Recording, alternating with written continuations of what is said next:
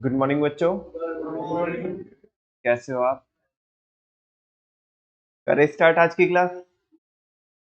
Last अगर class में आपको याद हो तो हमने एक टॉपिक पढ़ा था, specialised activities to be performed by the HR manager. कई सारी एक्टिविटीज हमने पढ़ी थी और 8 तो बैक टू बैक चिपक के थी। 8 तो एटलीस्ट बोल ही दो। Estimating the man power requirement, जिसे जॉब एनालिसिस बोल सकते हैं हम। Recruitment, selection, placement and orientation, performance appraisal, promotion and career planning and the last. अच्छा, कुछ और बता सकते हो इसके आगे? हाँ, record keeping of the employees, maintain labour relations, very good, providing social security services to the employees, providing expert services, very good, review and audit the policies related to the human resources। हाँ जी, अभी तुम कुछ बोल रहे थे। हाँ, handling grievances of,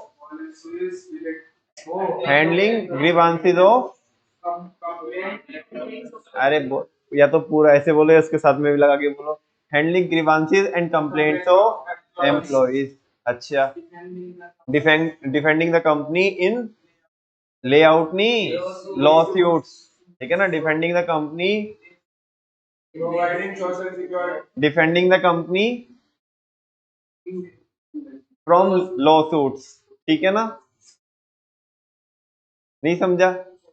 समझ गया, चलो। हाँ, ये तो आ गया, ये पॉइंट तो। हाँ जी, लगभग लगभग सारे पॉइंट्स आ गए, ठीक है ना। ये भी बोल दिया, उसने बोला था। हाँ, एक ये रह गया, कंडक्टिंग पर्सनल रिसर्च, ठीक है। तो ये सारे काम किसके होते हैं बच्चों? ह्यूमन रिसोर्स मैनेजर के होते हैं, ठीक है। आज एक नया टॉपिक पढ़ना है। नया टॉपिक क्या मतलब? जो टॉपिक चल रहा है उसी के सब टॉपिक पढ़ना है। Clarify how staffing is termed as a part of HRM। और देखो कितना आसान है। वो सवाल क्या पूछा उसने, आप ये क्लैरिफाई करके बताओ कि स्टाफिंग HRM का बच्चा कैसे है। स्टाफिंग HRM का बच्चा, सिंपल सी बात यार। हमने स्टाफिंग प्रोसेस पढ़ी है और अभी मैंने स्पेशलाइज एक्टिविटीज बताई है आपको। इन्हीं के बेसिस पे आप क्या कर सकते हो, इस क्वेश्चन का आंसर कर सकते हो। कैसे? स्टाफिंग के अंदर हम कितने स्टेप पढ़ते हैं? बोलो, स्टाफिंग के अंदर हम कितने स्टेप पढ़ते हैं? 8 पढ़ते हैं। अभी जो HRM होता है, मतलब ह्यूमन रिसोर्स मैनेजमेंट, उसमें जो बंदा होता है human resource manager, HR manager, वो जस्ट 8 एक्टिविटी परफॉर्म करता है या 8 के ज्यादा एक्टिविटी परफॉर्म करता है? और जितनी यहाँ पे लिखी है जस्ट उतनी करेगा या और भी कर सकता है? मतलब ह्यूमन रिसोर्स के रिगार्डिंग जो भी एक्टिविटी होगी वो कौन ही परफॉर्म करना है, किसने परफॉर्म करनी है? वो HR मैनेजर ने। अच्छा, मुझे बताओ ज्यादा एक्टिविटीज कौन परफॉर्म करेगा, HR मैनेजर की स्टाफिंग मैनेजर? HR manager. तो कौन किसका बच्चा हुआ? स्टाफिंग HRM का बच्चा हुआ, ठीक है ना। बिकॉज HRM का स्कोप क्या है? ज्यादा है, बहुत वाइडर है। किससे भी? स्टाफिंग से, ठीक है ना। That's why we can consider that staffing is the बच्चा ऑफ HRM। ये पूछा उसने, लेकिन आप इतना सिंपल आंसर नहीं करोगे उसका। कभी बोलो तुम्हारे नोट्स में तुमने भी 3 लाइन लिखाई थी, पेपर में आ गया तो हम भी 3 ही लाइन लिख के आएंगे और फिर बोलेंगे हमें तो एक भी नंबर नहीं मिला। अरे बता रहा हूं अभी, ठीक है ना। मैं मजदूरी नहीं करा रहा हूं, लेकिन आपको ये बता दूंगा कि इसका आंसर कैसे करना है। 3 लाइन लिखी है, मुझे भी पता है 3 लाइन लिखी है, लेकिन ज्यादा होएगी लाइन, वो कैसे होएगी अभी बताऊंगा। देखो, staffing is a wider term as compare to, sorry, HRM is a wider term, my bad। HRM is a wider term as compared to staffing। HRM क्या है? एक wider term है, किसके कंपैरिजन में?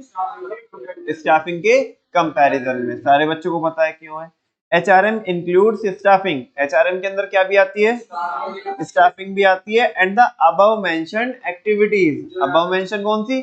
क्या तुम भी ऐसे लिख के आओगे एग्जाम में above mentioned? तुम्हारी above mentioned कौन सी होगी? हाँ, तुम उसमें ऐसे लिखोगे। थोड़ा इसी लाइन पे, जो सेकंड वाली जो लाइन है ना, यही मेन है, इसको आपको इलाबोरेट करके लिखना है, ठीक है ना। स्टाफिंग के अंदर वो 8 स्टेप होते हैं, वो लिख के बता देना। जबकि ऐसे लिखना कि एचआरएम के अंदर ये 8 स्टेप तो होते ही है, उसके अलावा उनको लिखने हैं। अब मजदूर तुम भी मजदूरी मत करना, कभी पहले 8 इसमें लिखो, फिर 8 वापस से इसमें लिखो, फिर उसके और आगे लिखो ना। पहले स्टाफिंग के 8 लिख देना और फिर लिखना कि इन एचआरएम या HRM includes all the steps of staffing rather या फर्दर इट आल्सो इंक्लूड्स, फिर वो लिखना। और फाइनली क्या बोल देना, इसके बेसिस पे क्या बोल देना, health staffing is a part of HRM. अब तो नहीं बोलोगे 3 लाइन है हाँ बोलो, अब तो नहीं बोलोगे 3 लाइन है, ठीक है ना, समझा क्या? इससे ज्यादा ये टॉपिक पे टाइम अलॉट करना भी नहीं है हमने, ठीक है ना, बहुत सिंपल सा टॉपिक है। इस पे आ जाते हैं बच्चों।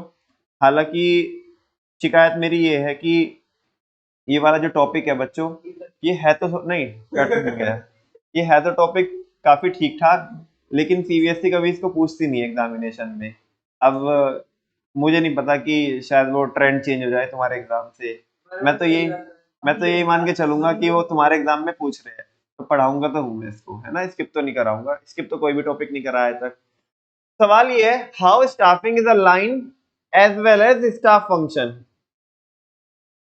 आपको कुछ याद आ रहा हो तो शायद मैंने बोला था कि इसको होल्ड कर लेना, है ना, लाइन मैनेजर और स्टाफ मैनेजर, ठीक है ना, लाइन मैनेजर और स्टाफ मैनेजर, मतलब वो दोनों का चक्कर क्या है स्टाफिंग को लेकर के। ध्यान से सुनो, इसको हमने डिस्कस पहले भी किया है, लेकिन मैंने ऐसे बोल करके नहीं किया डिस्कशन आपके साथ, बस इनडायरेक्टली किया है, आपको चीजें याद आ जाएगी।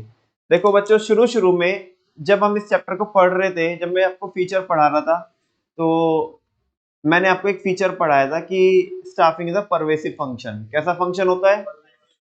और परवेसिव में हमने ये देखा था कि ये हर एक लेवल पे इसकी जरूरत होती है, हर एक लेवल पे इसकी जरूरत होती है, ठीक है, वेदर वो टॉप लेवल हो, मिडिल लेवल हो। फिर मैंने अपने मन से एक क्वेश्चन बनाया था कि तुम ऐसा बोल सकते हो कि स्टाफिंग मैनेजर जो होता है वो तो बेसिकली किस पे आता है, मिडिल लेवल पे आता है, तो तुम ऐसे कैसे बोल रहे हो कि टॉप लेवल भी इसमें इन्वॉल्व होगी स्टाफिंग में और लोअर लेवल भी? उसका मैंने आपको रीजन भी बताया था, बस वो रीजन आप मेरे को बता दो, उसके आगे की कहानी मैं चालू करता हूँ। बिकॉज अल्टीमेटली, चलो स्टाफिंग वाला तो क्या करके दे देगा, हायरिंग करके दे देगा कि हमारे अकॉर्डिंग ये बंदा क्या है, बेस्ट ऑफ बेस्ट है, लेकिन अल्टीमेट डिसीजन तो किसका होगा, कंसर्न मैनेजर का होगा। जिस पोजीशन के लिए, जिस डिपार्टमेंट में, जिस लेवल पे बंदे की हायरिंग हो रही है, जिस टीम के अंदर हायरिंग हो रही है, उसका जो मैनेजर है कंसर्न मैनेजर है। कंसर्न मैनेजर समझ रहे हो आप, मतलब जो उसी काम के लिए जो कंसर्न, मतलब जो उसकी टीम को हेड करेगा, है ना, जिसकी टीम में वो बंदा आएगा वो कंसर्न मैनेजर है, ठीक है ना। तो अल्टीमेटली डिसीजन तो किसका ही होना है, कंसर्न मैनेजर का। तो क्या उनका इन्वॉल्वमेंट नहीं है? हाँ है इन्वॉल्वमेंट। अब ध्यान से सुनना, अब थोड़ा इसी चीज को थोड़ा टेक्निकली शब्दों में समझाता हूँ और इसी का आंसर ये है, ठीक है ना। समझने जैसा तो तुमने समझ लिया, लेकिन अभी क्या है कि जैसे वो टेक्निकली सवाल पूछता है, क्वेश्चन पूछता है, वैसे आंसर भी तो करना पड़ेगा। अभी ध्यान से देखना, आधे बच्चों को इनमें ना, चलो एक काम ही करो, पहले आप, मैं पहले आप ही को पूछता हूँ, ठीक है ना, फिर देखते हैं कि आप कितना समझे। दोनों जो हेडिंग लिखी है बच्चों, दोनों हेडिंग का फर्स्ट फर्स्ट बुलेट पढ़ो, और फर्स्ट फर्स्ट बुलेट में डिफरेंस है, वहीं से आपको समझ में आ जाएगा। हल्का सा हिंट तो मैं दे ही चुका हूं आपको, और फर्स्ट बुलेट में इसका डिफरेंस छिपा हुआ है। एक बार ये आप पढ़ के मेरे को इंडिकेट कराओ कि भाई दोनों में ये डिफरेंस है। देखते हैं कौन बच्चा आइडेंटिफाई कर पा रहा है। जो अच्छा वो परफॉर्म करता है, चलो आगे। हाँ अच्छा, ये हाँ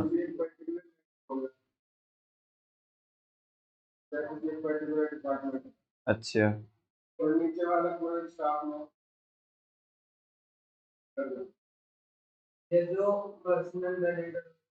हाँ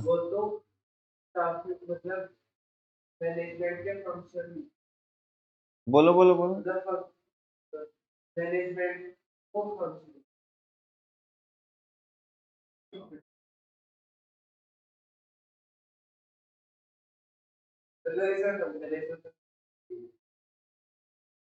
अच्छा चलो मैं आपकी बात थोड़ा हाईलाइट करता हूँ ताकि दूसरे बच्चों को भी कुछ हेल्प मिल जाए। हाँ बोलो कुछ। अब पहले वाले में क्या है? फंक्शन और फंक्शनल एरिया। अच्छा एक बात बताओ, कितने बच्चे, हाँ परफॉर्म मतलब ऊपर तो परफॉर्म है। हे ये क्या हो? कुछ भी यार, ऊपर तो परफॉर्म है नीचे डब है। ऐसे नहीं, वो मैं सोचा पता नहीं क्या कौन सा बता रहे हैं। सुनो सुनो सुनो, रुको। ये बताओ कि अभी ना ये माइंड में किसकी आ रहा है कि ऊपर तो फंक्शन में पूरा ही पढ़ दे रहा हूँ, फंक्शन ऑफ मैनेजमेंट है, नीचे फंक्शनल एरिया है ना? कितने बच्चे ये आइडेंटिफाई कर पा रहे थे? अभी मैं ये नहीं पूछ रहा हूँ कि इन दोनों का मतलब क्या है, इन दोनों में डिफरेंस क्या है, कितने बच्चे आइडेंटिफाई कर पा रहे थे? एक। अब तो सब कर पा रहे थे। एक दो तीन चार पाँच छह सात, देखो अब तो सारे ही आ गए। आयुष नहीं कर पा रहा था। हम ईमानदार हैं। Very good. डिफरेंस कौन बताएगा दोनों में? हाँ, अभी कोई नहीं बताएगा। अभी मैं एक बारी बता दूं, उसके बाद बोले हाँ ये था हमारा भी। क्या? बिल्कुल बिल्कुल बिल्कुल। वेरी गुड, करीब आ रहे हो, और बोलो।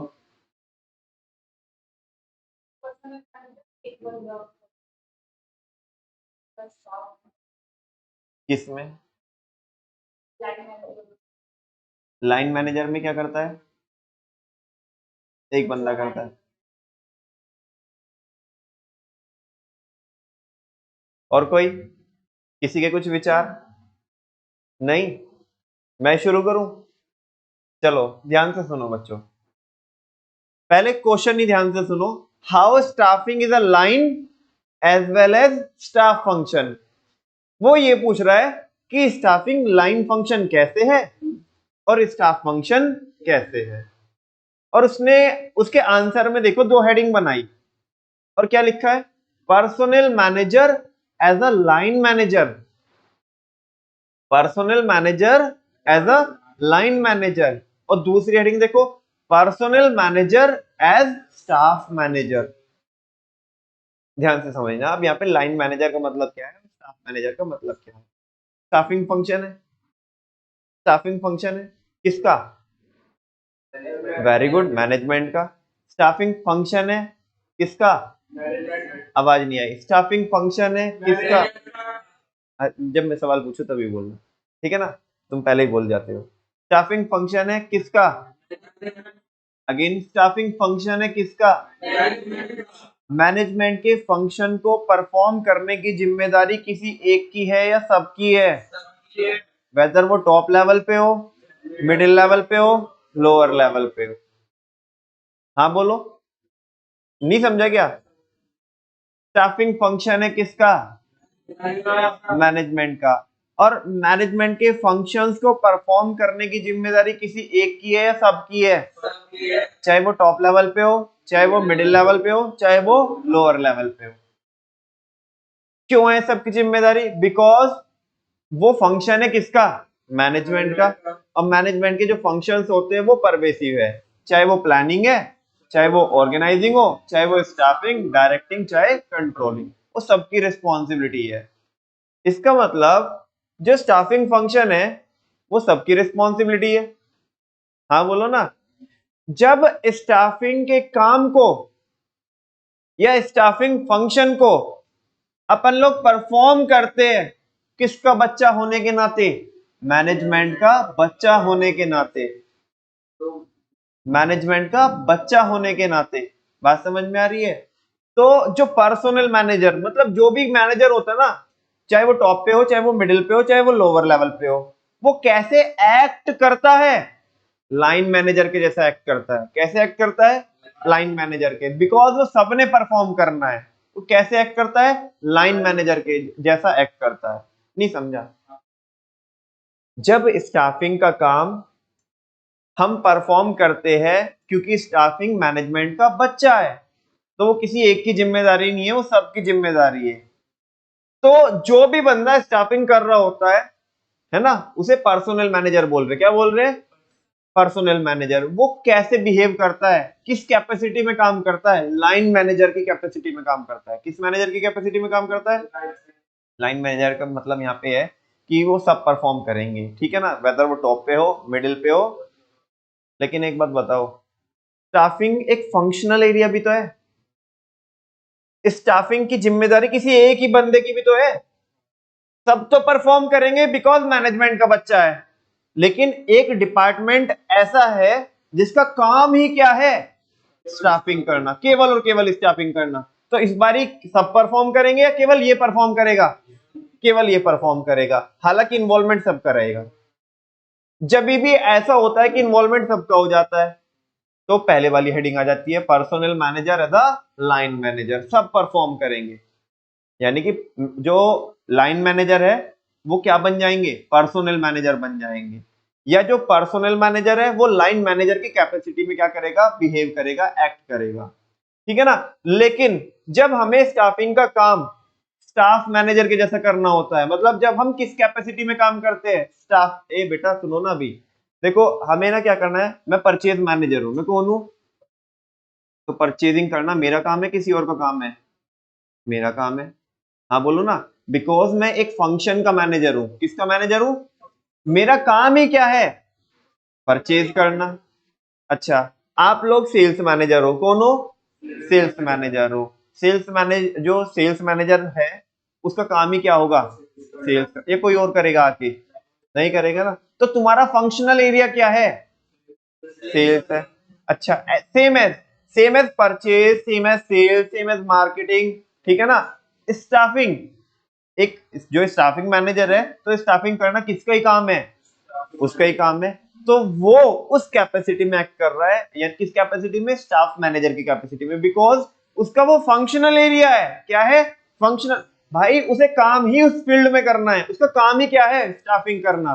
तो पर्सनल मैनेजर स्टाफ मैनेजर बन जाता है। लेकिन जब यही काम, स्टाफिंग का काम जब सबने परफॉर्म करना होता है, तो वो बन जाता है लाइन मैनेजर। मतलब जो पर्सनल मैनेजर होता है वो किस कैपेसिटी में एक्ट करता है, लाइन मैनेजर की कैपेसिटी में। किस मैनेजर की कैपेसिटी में? फाइनली बोलता हूं, दो लाइन बोलता हूं आपको।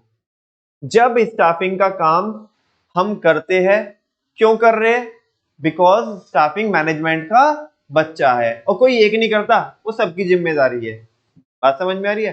तो पर्सनल मैनेजर लाइन मैनेजर बन जाता है। क्या बन जाता है, लाइन मैनेजर। लेकिन उसका काम ही क्या है, स्टाफिंग करना। तो वो इस नाते परफॉर्म नहीं कर रहा कि वो मैनेजमेंट का बच्चा है, उसका वो इस नाते परफॉर्म कर रहा है बिकॉज उसका काम ही क्या है, स्टाफिंग करना। तो उसका वो फंक्शनल एरिया है। क्या है, फंक्शनल एरिया। तो वो पर्सनल मैनेजर बन जाएगा स्टाफ मैनेजर। क्या बन जाएगा, स्टाफ मैनेजर। नहीं समझ में आया?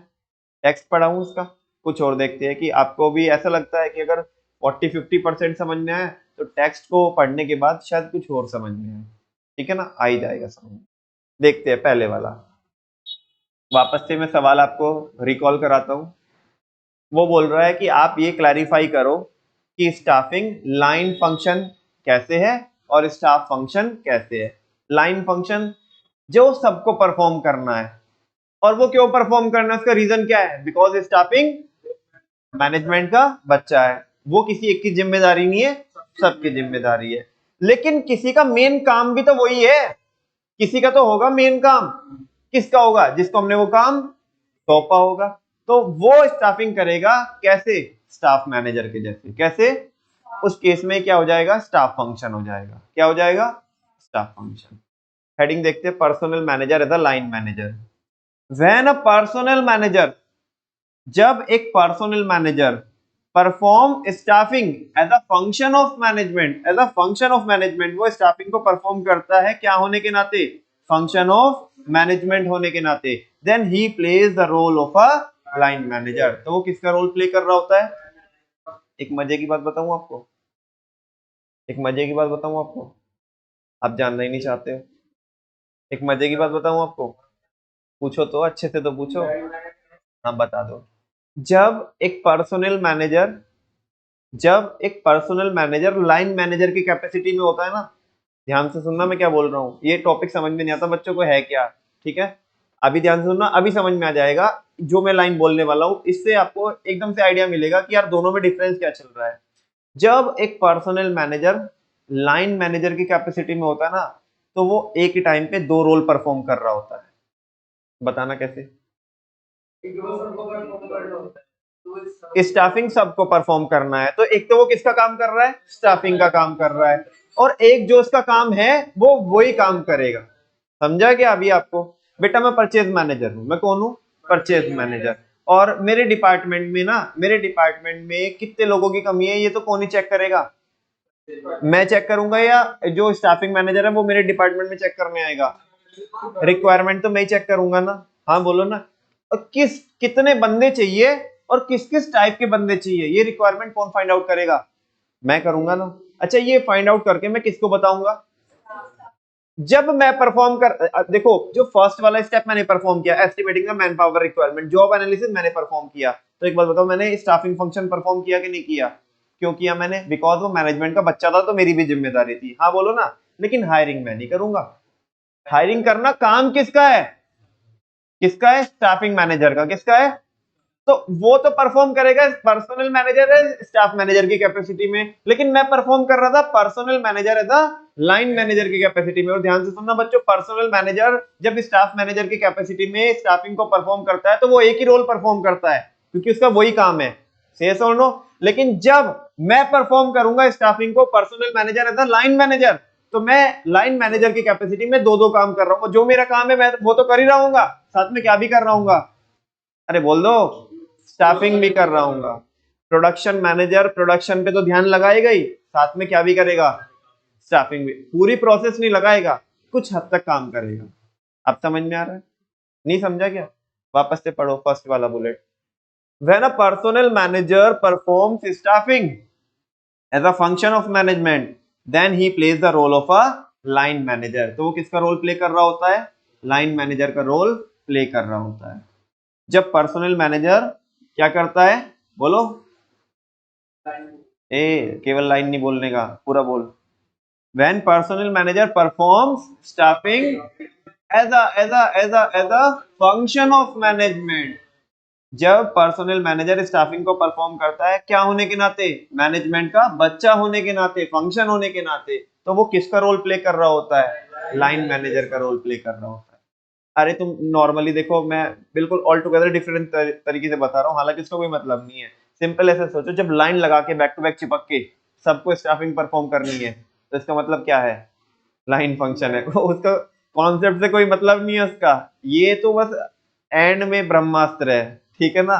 किसी चीज को बस माइंड में रोक के रखने का कॉन्सेप्ट वो है जो अभी तक बताया आपको। ये जो लास्ट में मैंने बोला, ये जस्ट माइंड में रिटेन करने के लिए कि जब स्टाफिंग को बैक टू बैक, है ना, लाइन लगा के चिपक के परफॉर्म करना होता है, एक ने नहीं सबने, तो personal manager as a line manager की कैपेसिटी में क्या कर रहा होता है? परफॉर्म करना होता है। और इस कैपेसिटी में वो दो दो काम परफॉर्म करता है। जो उसका खुद का काम है वो तो करेगा ही, साथ में स्टाफिंग भी करेगा। लेकिन ये अपना, इसे बोलो तू प्रोडक्शन भी कर ले, जा रहा नहीं जा रहा, मेरा काम जस्ट क्या है? स्टाफिंग करने का है, मैं वही करूंगा, ठीक है ना? लेकिन लाइन मैनेजर अपना तो काम परफॉर्म करेगा ही, जो उसको असाइन हुआ था, साथ में क्या भी देखेगा? स्टाफिंग का काम भी देखेगा। आगे, in this role all the managers, all the managers, all the managers, क्यों बोल रहा है ऐसा? All the managers complete the work of recruiting, selecting, training etcetera for their concern department. Naman भैया, अभी तो तुम बोल रहे थे कि जस्ट वो क्या करता है? Estimating the man power requirement करता है। यहाँ पे तो क्या भी लिखा है? सिलेक्शन भी लिखा है, ट्रेनिंग भी लिखा है, फॉर देयर कंसर्न्ड डिपार्टमेंट। चलो ठीक है, वो तो आपने को समझा, फॉर देयर कंसर्न डिपार्टमेंट। लेकिन ये बताओ कि ये सिलेक्टिंग ट्रेनिंग कहाँ लिखा है? देखो, मैं प्रोडक्शन मैनेजर हूँ, बिल्कुल सही बोल रहे हो, मैं प्रोडक्शन मैनेजर हूँ या मैं परचेज मैनेजर हूँ। मैं एस्टिमेट करूंगा, क्या करूंगा? कितने लोग चाहिए और किस किस टाइप के लोग चाहिए। आगे के काम वो परफॉर्म करेगा, वो मेरे को ये बता देगा कि ये बंदा बेस्ट ऑफ बेस्ट है हमारे अकॉर्डिंग, ये बंदा फिट होना चाहिए। फाइनली सिलेक्शन का डिसीजन किसका होगा? मेरा होगा ना, बिकॉज अल्टीमेटली टीम में तो मेरी काम करना है ना। क्या पता वो ऐसा बंदा हो कि जहाँ पे मैं भी जॉब करता था पहले और वो भी जॉब करता था और मेरा उसका 36 का आंकड़ा था, और अभी ना हमारे स्टाफिंग मैनेजर ने उस बंदे को सबसे बेस्ट एंड बेस्ट ठहराया है कि ये सबसे बेस्ट एंड बेस्ट है। लेकिन अल्टीमेटली काम तो सिर्फ मेरी टीम में करना है ना, और हमारी तो बनती नहीं है, तो मैं कैसे हाँ कर दूं? तो सिलेक्शन का डिसीजन तो मेरी अप्रूवल से ही होगा ना। मैं मानता हूं कि सारी स्क्रीनिंग उसने की है, लेकिन डिसीजन तो मैं ही लूंगा ना। हाँ, अच्छा फिर वो जो स्टाफ मैनेजर, वो है स्टाफिंग मैनेजर है, बाद में ट्रेनिंग देने वो आएगा। ट्रेनिंग कौन देगा? और ट्रेनिंग तो किसका बच्चा है? स्टाफिंग का बच्चा है। अरे स्टाफिंग का एक स्टेप है ना, प्लेसमेंट के बाद हमें क्या देनी होती है? ट्रेनिंग। ट्रेनिंग देने वो आएगा, मैं दूंगा? बिकॉज ट्रेनिंग तो उसी फील्ड की देनी है ना मेरे को, उस डिपार्टमेंट की देनी है, और उसके लिए स्पेशलिस्ट मैं हूं, तो ट्रेनिंग तो मैं दूंगा ना। तो मैं भी तो परफॉर्म कर रहा हूं भाई स्टाफिंग का काम। जस्ट उसका कोई ना है स्टाफिंग का काम करने का, मैं भी तो परफॉर्म कर रहा हूं, तो मैं लाइन मैनेजर की कैपेसिटी में परफॉर्म कर रहा हूं। तो इसलिए बोल रहा है कि in this role all the managers complete the work of recruiting. सारे के सारे मैनेजर्स रिक्रूटमेंट का काम करते हैं, सिलेक्शन का काम करते हैं, ट्रेनिंग का काम करते हैं फॉर देयर कंसर्न डिपार्टमेंट। केवल करेंगे अपने डिपार्टमेंट के लिए। तुम बोलो हमारे डिपार्टमेंट के लिए, अपने के लिए भी तो करते ही हो। कोई ऐसे बोलने लगे अपने डिपार्टमेंट के लिए भी तो तुम काम कर ही रहे हो ना स्टाफिंग का, हमारे लिए भी कर दो। ए तू जाना, तू अपने लिए अपने अपने डिपार्टमेंट के लिए अपना काम कर। मैं जस्ट ये काम करता हूँ किसके लिए? अपने डिपार्टमेंट के लिए। किसके लिए? अब ये तो ऐसी बात हुई, मान लिया हाँ हमने गाड़ी ली थी, ठीक है ना, और हम अपने मजे के लिए अपनी गाड़ी धो रहे हैं, कोई राह चलता कह रहा कि अपनी भी तो धो ही रहे हो, हमारी भी धो दो। ऐसे कोई ना होगा कि अपनी भी तो धो ही रही हो, हमारी भी धो दो, ऐसे कैसे धो दे भाई? अबे हमारी गाड़ी है, हम अपने मजे को धो रहे हैं।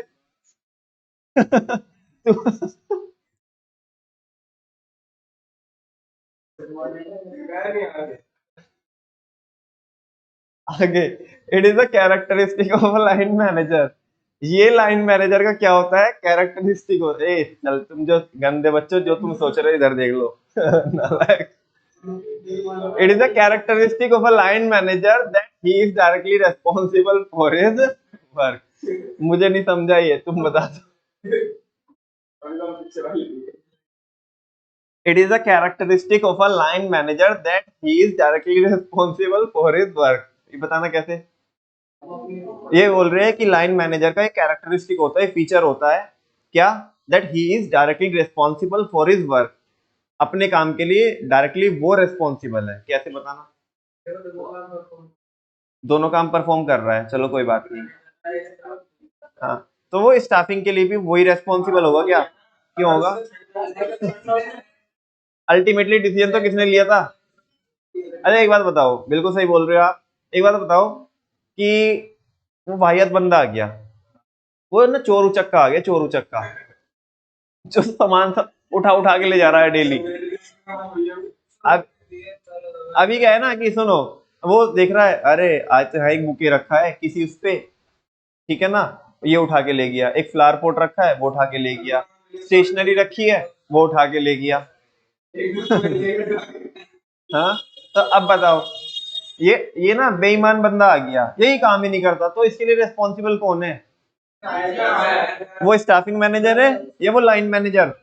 लाइन में क्यों है, क्यों है, क्यों है? सिलेक्शन का फाइनल डिसीजन तो उसका ही था ना। हाँ बोलो ना, उसने बोला देख लो भाई ये बंदा बढ़िया है, लेकिन फाइनली तो इसने क्या की थी ना, सिलेक्शन तो इसने ही की थी ना। से सुनो, ठीक है, फाइनल, हाँ। और वही चीज को देखो, इसने यहाँ पे बोला है, नीचे बोला है। अभी आई थिंक मेरे को ऐसा लगता है कि पहले वाली आपको समझ में आ गई होगी, इससे ज्यादा तो नहीं है। अभी आगे सुनो, पर्सनल मैनेजर है, स्टाफ मैनेजर। जब स्टाफिंग का काम किस कैपेसिटी में करते हैं हम?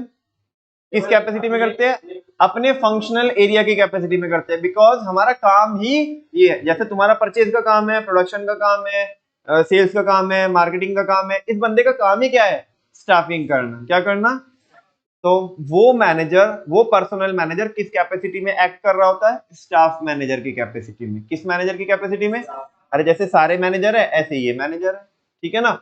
When the personal manager does staffing, जब पर्सनल मैनेजर, ऐसे नहीं कि डज लिखा है यहाँ पे, जब पर्सनल मैनेजर स्टाफिंग करता है किस कैपेसिटी में? As a functional area of management. क्यों करता है? बिकॉज उसका काम ही क्या है? स्टाफिंग करना है। Then he plays the role of staff manager. तो वो किसका रोल प्ले कर रहा होता है? In this role he advises other departmental managers. इस रोल में वो क्या करता है?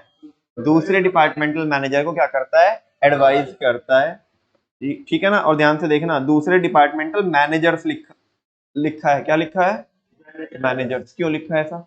बिकॉज ये प्रोडक्शन के लिए भी करेगा, परचेज के लिए भी करेगा, सेल्स के लिए भी करेगा, रिसर्च एंड डेवलपमेंट के लिए भी, फाइनेंस के लिए भी, ट्रांसपोर्ट के लिए भी, वेयर हाउसिंग के लिए भी, मार्केटिंग वगैरह सब के लिए करेगा। सेल्स और नो, अकाउंटिंग के लिए भी, ऑडिटिंग के लिए भी, सब के लिए क्या करेगा, हायरिंग करेगा। तो ये कह रहा है कि इस कैपेसिटी में ये दूसरे डिपार्टमेंटल मैनेजर्स को क्या करता है, एडवाइज करता है, उन्हें सलाह देता है, so that they can resolve the problem of the employee, ताकि वो क्या कर सके, एम्प्लॉइज के रिगार्डिंग जो भी प्रॉब्लम्स है उसको क्या कर सके, रिजॉल्व कर सके। It is a characteristic of the staff manager. Staff manager का ये कैरेक्टरिस्टिक होता है, ध्यान से सुनना, ये भी देखो कितना मजेदार है, दैट इज नो, वापस से पढ़ता हूँ, it is the characteristic of the staff manager that is not responsible for the result of the suggestions given by him. कह रहे हैं कि ये इसका कैरेक्टरिस्टिक होता है कि ये जो स्टाफ मैनेजर होता है ना, ये रेस्पॉन्सिबल नहीं होता किसके लिए, जो इसने क्या दिए सजेस्ट। बेटा चाहे ऊपर वाला हो चाहे तो नीचे वाला हो, कटना तो किसका ही है, किसका, ऊपर वाले का, मतलब जो कंसर्न मैनेजर है, क्योंकि ऊपर तो वही डिसीजन ले रहा था डायरेक्टली। हाँ बोलो ना। और यहाँ पे भी इसने क्या बोला है कि भाई देख, मैं तो सजेशन दे रहा हूँ, मैं तो क्या कर रहा हूँ, एडवाइस कर रहा हूँ, अब तू देख ले कि तेरा ये अच्छा है कि नहीं है बंदा। अल्टीमेटली जो डिसीजन मेकिंग अथॉरिटी है वो कौन आ रही है, कंसर्न मैनेजर। तो वो ही रेस्पॉन्सिबल होगा दोनों के दोनों केस में, ये रेस्पॉन्सिबल नहीं होगा। ये तो बाद में ये कह के हाथ खड़ा कर देगा ना, देख मैंने तो ये बोला था कि भाई मेरे अकॉर्डिंग बेस्ट है, बाकी तू देख ले, क्योंकि अल्टीमेटली काम तो तूने अपनी टीम में कराना है ना। हाँ बोलो ना। तो वैसा, हाँ हाँ, अगर तेरे को प्रॉब्लम आ रही थी तो स्टार्टिंग के डेज में तेरे को पता पड़ गई होगी तो हमें बताता ना तू। अभी तो क्या है, तू ही रेस्पॉन्सिबल है, ठीक है ना। फाइनली अभी बताओ, ये टॉपिक समझा गया? रेज योर हैंड, कितने बच्चों को समझ में आ गया? सबको ही आ गया, वेरी गुड। हाँ, प्रैक्टिकल यूज है भाई, प्रैक्टिकल यूज है। स्टाफिंग का काम सबको परफॉर्म करना है। वो क्यों करना है, बिकॉज वो मैनेजमेंट का फंक्शन है। चलो ठीक है, जान दो मैनेजमेंट का फंक्शन भी नहीं है, छोड़ दो, टेक्निकल छोड़ दो, बिल्कुल प्रैक्टिकल। जब तुम प्रैक्टिकल की बात कर रहे हो कि प्रैक्टिकल नहीं है, प्रैक्टिकल पे आ जाओ, ठीक है ना। आप ये देखो भाई, मेरे डिपार्टमेंट में कितने लोगों की जरूरत है, ये तो मैं ही देखूंगा ना, किस किस टाइप के लोगों की जरूरत है तो मैं ही देखूंगा ना। सिलेक्शन का डिसीजन भी मैं ही लूंगा, बिकॉज अल्टीमेटली मेरी टीम में काम करना है, मेरे साथ में रह उसे क्या करना है, असाइनमेंट पूरे करने हैं, ठीक है ना। अच्छा, फाइनली ट्रेनिंग कौन देगा, ट्रेनिंग कौन देगा, कौन देगा, जिसके डिपार्टमेंट में काम कर रहा है, यानी कि कंसर्न मैनेजर। हाँ बोलो। अच्छा एक बात बताओ, परफॉर्मेंस इवैल्यूएशन करना है, क्या करना है, जिस बंदे की टीम में काम कर रहा है उसे ज्यादा पता होगा कि अगला कैसा परफॉर्म कर रहा है, किसी एक थर्ड पार्टी को पता होगा, स्टाफिंग मैनेजर को पता होगा। स्टाफिंग मैनेजर को भी पूछना होगा ना कि भाई ये तुम्हारी टीम में ये एम्प्लॉई है बंदा, ये कैसे काम कर रहा है, तो मेरे ही रिव्यू पूछेगा वो। समझ में आ रही है बात? ज्यादा स्टेप तो कौन परफॉर्म कर रहा है, मैं ही परफॉर्म कर रहा हूँ, और जबकि मैं स्टाफिंग मैनेजर नहीं हूँ, मैं तो कंसर्न मैनेजर हूँ। मतलब कंसर्न मैनेजर से मतलब है, अगर मैं परचेज संभाल रहा हूँ तो मैं परचेज मैनेजर हूँ, मैं सेल्स संभाल रहा हूँ तो सेल्स मैनेजर हूँ। तो बताओ प्रैक्टिकल क्यों नहीं है, बताओ ना आप। अच्छा, ये भी, ये तो सच है ही है, लेकिन इस बात को भी झुटलाया नहीं जा सकता कि स्टाफिंग हायरिंग करके कौन दे रहा है, स्टाफिंग मैनेजर। तो वो स्टाफ मैनेजर के जैसा परफॉर्म कर रहा है, प्रैक्टिकल क्यों नहीं है, बिल्कुल प्रैक्टिकल है। बात समझ में आ रही है? आगे चल सकते हैं। नेक्स्ट है बच्चों टॉपिक, ये टॉपिक होने के बाद हमारा सेकंड फेज भी क्या हो जाएगा, इस चैप्टर का कंप्लीट हो जाएगा। मैंने आपको बताया था ना कि इस चैप्टर को हमने 3 फेज में पढ़ना है। एक तो जनरल फेज है, जहां पे हम ऊपर ऊपर से बातें कर रहे हैं, ठीक है ना। जैसे हमने स्टाफिंग की बात करी कि स्टाफिंग क्या होती है, उसके फीचर्स के बारे में बात करी, उसकी इंपोर्टेंस के बारे में बात करी, और उसकी प्रोसेस के बारे में बात करी। फिर दूसरे फेज में हम एचआरएम के बारे में पढ़ रहे हैं। किसके बारे में पढ़ रहे हैं, कि एचआरएम, स्टाफिंग किसका बच्चा है, ठीक है ना, या एचआरएम का बच्चा कौन है, स्टाफिंग लाइन फंक्शन है कि स्टाफ फंक्शन है ना। और एक टॉपिक इसमें है इवोल्यूशन ऑफ एचआरएम, दूसरा फेज ये है।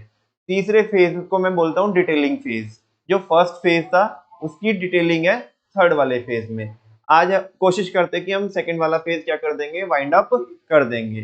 बात करते हैं टॉपिक की, किसकी, इवोल्यूशन ऑफ एचआरएम। मतलब हमें एचआरएम को चेक करना है, इवोल्यूशन। इवैल्यूएशन और इवोल्यूशन में फर्क होता है। इवोल्यूशन चैप्टर आप 10th क्लास में भी पढ़ के आए हो बायोलॉजी में। हाँ बोलो ना। हाँ, इवोल्यूशन का मतलब क्या होता है? समय के साथ साथ कैसे कोई चीज की उत्पत्ति होना, है ना, कोई चीज कैसे डेवलप होती है ना, उसको बोलते हैं इवोल्यूशन। क्या बोलते हैं? इवोल्यूशन। जैसे हम अरे 11th में तो पढ़ते बिजनेस स्टडीज में, पहला ही तो चैप्टर है evolution and fundamentals of business, कि बिजनेस कैसे इवोल्व हुआ और उसके फंडामेंटल्स क्या है। सेम एज यहाँ पे टॉपिक है इवोल्यूशन ऑफ एचआरएम। आपको क्या लगता है शुरुआती पिक्चर में ही एचआरएम आके धरी गई होगी?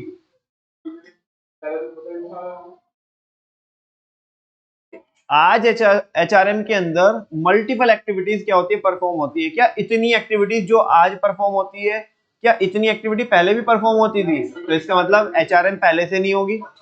एचआरएम में क्या होगा, over the period of time एक डेवलप हुआ हुआ कॉन्सेप्ट होगा। इसका मतलब पहले कुछ और चलता होगा, पहले कुछ और चलता होगा। नहीं, मैं सही पढ़ा रहा हूं, ठीक है अभी, ठीक है ना। चलो चल सकते हैं आगे। हाँ जी बच्चों, मैं क्या बोल रहा हूँ आपको, तो इसका मतलब पहले कुछ और कॉन्सेप्ट होगा, तो वही देखना है हमें कि ये स्टेज वाइज एचआरएम कैसे डेवलप हुई।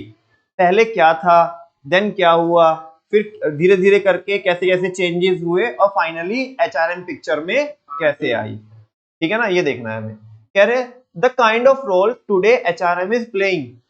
आजकल जो रोल ह्यूमन रिसोर्स मैनेजमेंट के अंदर परफॉर्म किया जाता है was not been the same since its inception. ये पहले से ही ऐसा परफॉर्म नहीं किया जाता था। इंसेप्शन मतलब स्टार्टिंग से, ओरिजिन से, ठीक है ना।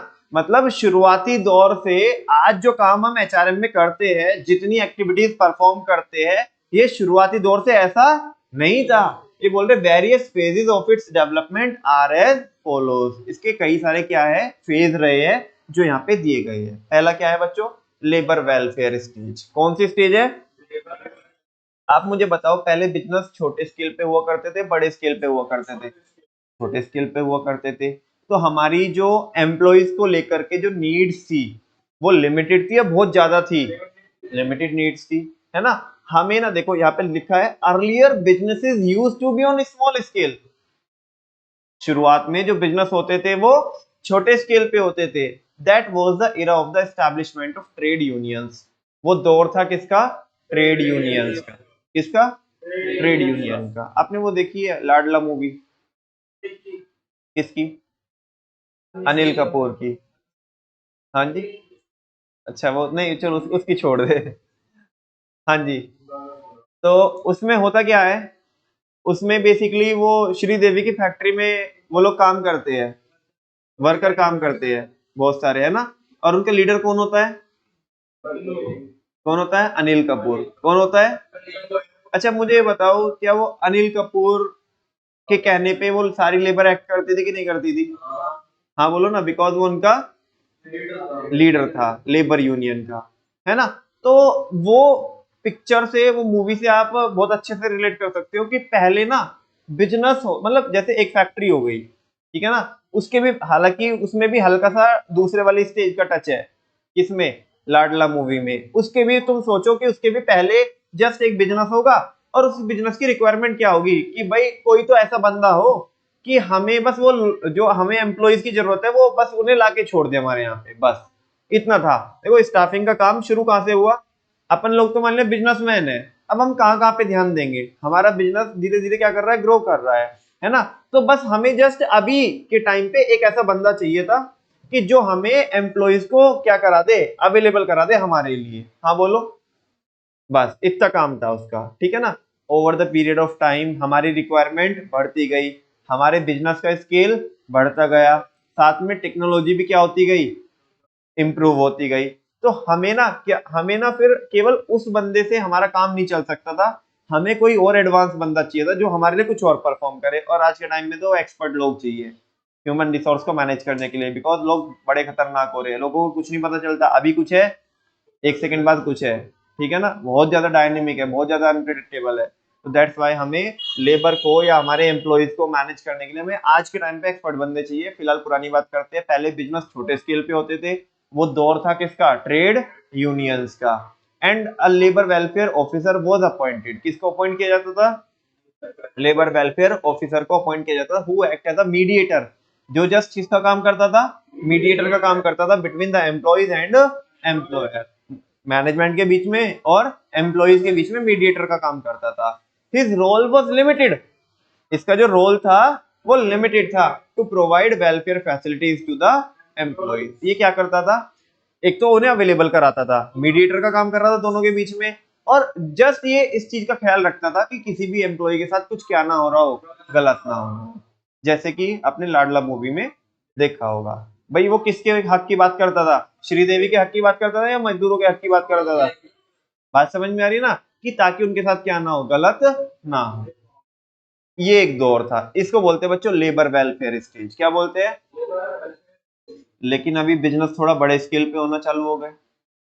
बात समझ में आ रही है ना? फैक्ट्री सिस्टम एग्जिस्टेंस में आया। कौन आया? आपने हिस्ट्री में भी पढ़ा होगा, लगभग लगभग 1940 के आसपास, ठीक है ना, हमारे यहाँ पे क्या हो रहा था? इंडस्ट्रियलाइजेशन हो रहा था। क्या हो रहा था? फैक्ट्रीज लग रही थी 40-43 में, 40 और 43 में अंग्रेजों ने ही चालू की थी फैक्ट्रीज वगैरह लगाना, ठीक है ना। शुरुआत में नहीं थी, बाद में धीरे धीरे करके हमारे यहाँ पे इंडस्ट्रियलाइजेशन का दौर चालू हुआ। तो उस टाइम पे बच्चों एक ही छत के नीचे बहुत सारे लोगों को रोजगार मिलता था एक फैक्ट्री के अंदर। बात समझ में आ रही है? उसी स्टेज को बोल रहे हैं पर्सनल मैनेजमेंट स्टेज। कौन सी स्टेज? Personal management stage. देखना, हाँ जैसे हाँ, trade union is a group of people, or in fact I can say that it is a group of employees। ये क्या होता है? Trade union group of employees होती है जो रजिस्टर्ड होती है। क्या होती है? रजिस्टर्ड होती है, ठीक है ना। हाँ, वो तो मतलब उसे ऐसा ट्रेड यूनियन तो नहीं बोल सकते हम उसे, ठीक है ना, लेकिन अपना उनका एक ऑल टुगेदर डिफरेंट है, ठीक है ना। जैसे कूली वगैरह हो गए, ठीक है ना, तो अब वो कूली है सारे, उन्होंने अपनी एक ट्रेड यूनियन बना ली, रजिस्टर्ड करा ली, कि ताकि उनके साथ कुछ गलत ना हो। ऐसे मतलब ताकि वो उसमें पता क्या हो सकते हैं, वो डिसाइड कर सकते हैं, रेट डिसाइड कर सकते हैं। क्या डिसाइड कर सकते हैं? अगर यूनियन नहीं बनाएंगे तो क्या होगा? एक बोलेगा मैं 50 रुपए में उठा के लेके जाऊंगा लगेज को, दूसरा बोलेगा अरे मेरे को दो ना, मैं 20 रुपए में ले जाऊंगा, तो आपस में लड़ेंगे वो। ऐसा तो यूनियन इसलिए बनाई जाती है ताकि वो डिमांड सप्लाई कितनी करनी है, रेट क्या रखना है, उनका एक लीडर होता है, वो ये सारी चीजें क्या कर सकता है, कर सके, ठीक है। हाँ जी, हाँ, ये उसका ट्रेड यूनियन से कोई मतलब नहीं है, वो ऑल टुगेदर डिफरेंट है। वो जस्ट एक एग्रीगेटर है, ओला उबर एग्रीगेटर है। उस पे ना बंदों ने मतलब जो कस्टमर भी है और जो अपनी कार को लिस्ट करेंगे वो भी है उस पे। ओला जस्ट उन्हें क्या देती है? ओला अपना एक तो वो लेती है, ऑर्डर लेती है, और वो इंटीमेट कर देती है किसको? जो उस पे जो कार प्रोवाइडर जो लिस्ट है, ठीक है ना। और उसमें बेसिकली क्या होता है, बस वो अपनी शेयरिंग करके अपनी मतलब कमीशन निकाल करके बाकी किसको दे देती है?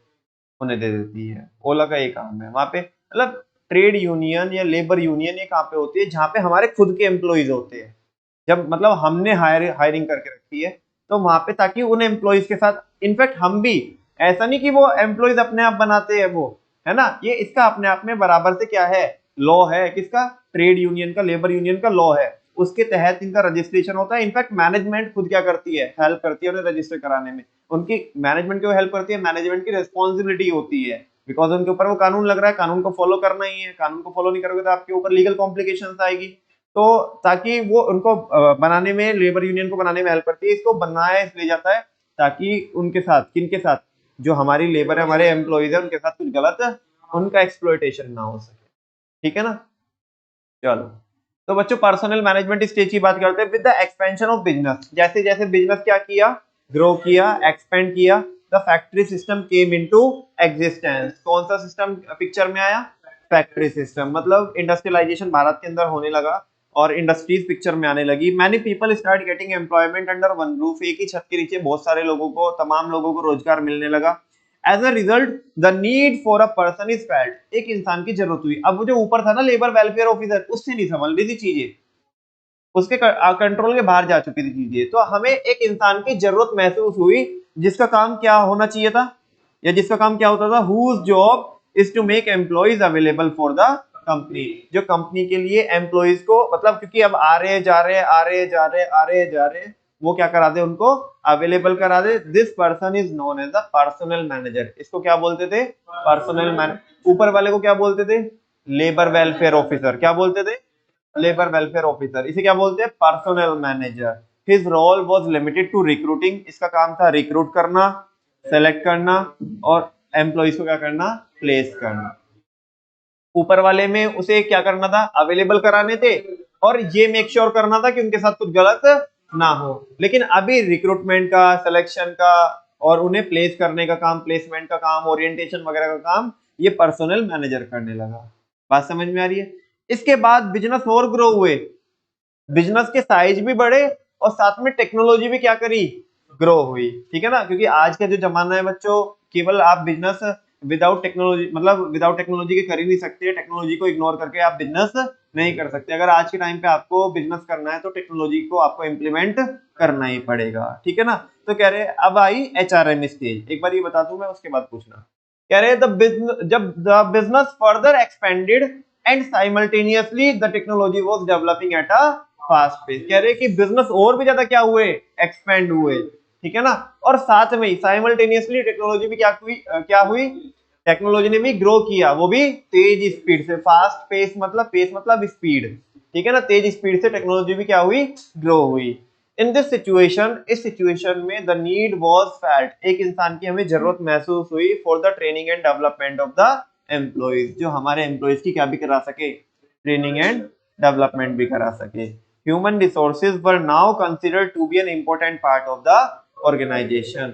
ह्यूमन रिसोर्स को, इंसानों को क्या माना जाने लगा, अभी एक इंपॉर्टेंट पार्ट हमारे ऑर्गेनाइजेशन का माना जाने लगा।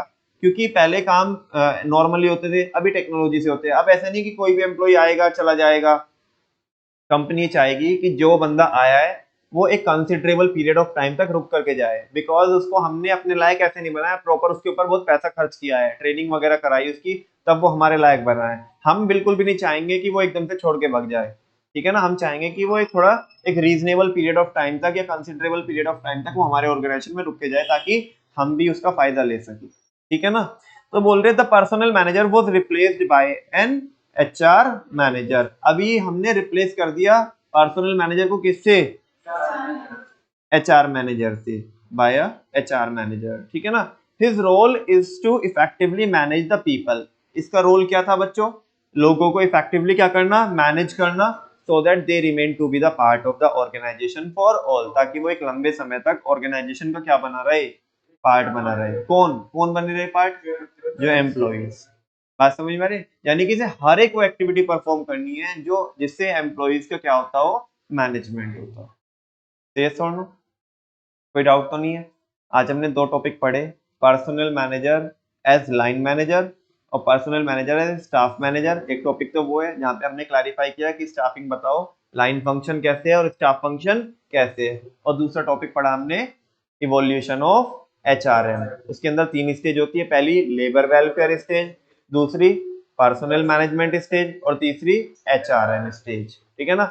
जो लेबर वेलफेयर स्टेज थी उसमें लेबर वेलफेयर ऑफिसर को हम अपॉइंट करते थे, जिसका काम क्या था, जो इंटरमीडियरी का काम करता था और वेलफेयर सर्विसेज प्रोवाइड कराता था। फिर बिजनेस और एक्सपेंड हुए, फैक्ट्री सिस्टम एग्जिस्टेंस में आया, एक ही फैक्ट्री के नीचे हजारों लोगों को रोजगार मिलने लगा, तो हमें एक इंसान की जरूरत महसूस हुई जिसका नाम था पर्सनल मैनेजर। और वो क्या कराता था, वो रिक्रूटमेंट का काम करता, सिलेक्शन का काम करता था। बात समझ में आ रही है? अच्छा, फिर और भी हमें मतलब क्या हुआ, हमारे बिजनेस एक्सपेंड हुए, टेक्नोलॉजी भी साथ में क्या की, ग्रो की, तो हमें एक ऐसे इंसान की जरूरत महसूस हुई जो क्या कर सके, हमारे एम्प्लॉइज को इफेक्टिवली मैनेज कर सके, जिसको हमने क्या बोला, HR मैनेजर। मतलब हमने पर्सनल मैनेजर को रिप्लेस करा किससे, HR मैनेजर से। और ये हर एक वो एक्टिविटी परफॉर्म करता था या करता है आज के टाइम पे, कि जो एम्प्लॉय को क्या करे, मैनेज करे। और खासकर इसमें क्या होता है, किसके ऊपर ज्यादा फोकस किया गया, training and development. Training and development पे क्यों फोकस किया, बिकॉज यहाँ पे किसका यूसेज हो रहा है, टेक्नोलॉजी का। किसका यूसेज हो रहा है, टेक्नोलॉजी का। ठीक है ना। फाइनली ये हो गया हमारा बच्चों सेकंड फेज कंप्लीट। और थर्ड फेज हम कल से चालू करेंगे। और आप देख रहे होंगे, एक बार देख लो, components of staffing. Third phase में क्या है? Components of staffing. और 3 कंपोनेंट है स्टाफिंग के, recruitment, selection, training, RST। Recruitment, selection, training. तो कहीं पे देखे देखे हुए से या सुने सुने हुए से लग रहे, कहाँ पे देखा था? प्रोसेस में। प्रोसेस में सेकंड स्टेप क्या होता है? रिक्रूटमेंट। चौथा, सॉरी, दूसरा, तीसरा सिलेक्शन, और पांचवा, पांचवा नहीं, छठा, छठा, पांचवा है, पांचवा है। चौथा प्लेसमेंट एंड ओरिएंटेशन हो गया, और पांचवा है ट्रेनिंग एंड डेवलपमेंट। अब मैं बोल रहा था ना कि थर्ड फेज में मैं डिटेलिंग पढ़नी है, वापस से टॉपिक चालू हो गए। ये नहीं बताऊंगा रिक्रूटमेंट क्या होता है, कभी सोचो रिक्रूटमेंट क्या होता है बताऊंगा मजदूरी करके, वो तो ऊपर बताया। उसके आगे के जो टॉपिक्स है ना वो पढ़ाऊंगा जस्ट, ठीक है ना। थैंक यू वेरी मच, आज के लिए इतना करते हैं। कल एक बेहद खूबसूरत सा टॉपिक स्टार्ट होगा जो काफी इंटरेस्टिंग है और नॉलेजेबल टॉपिक है, मतलब नॉलेज लेने के लिए काफी बढ़िया है, ठीक है। तो कल ही स्टार्ट करेंगे उसको, आज के लिए इतना ही बच्चों।